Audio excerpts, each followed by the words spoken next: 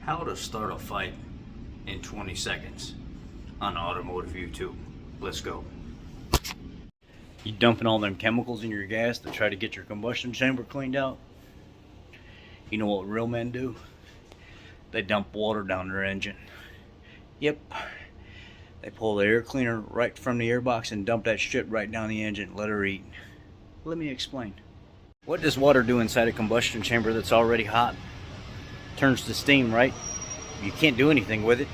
It's not combustible. Guess what happens when it turns to steam? Well, it starts busting off the carbon and stuff inside the cylinder, cleaning it out.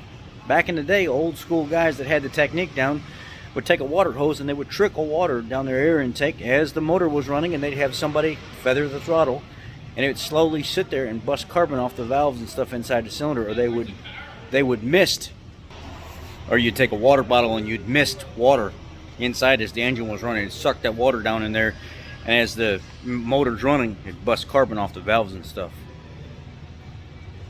Use some sense. It ain't for anybody to do it, and if you don't know what the hell you're doing, you can keep your ass out of that engine with water. Let somebody experienced do it, because there are those that do know how to do it.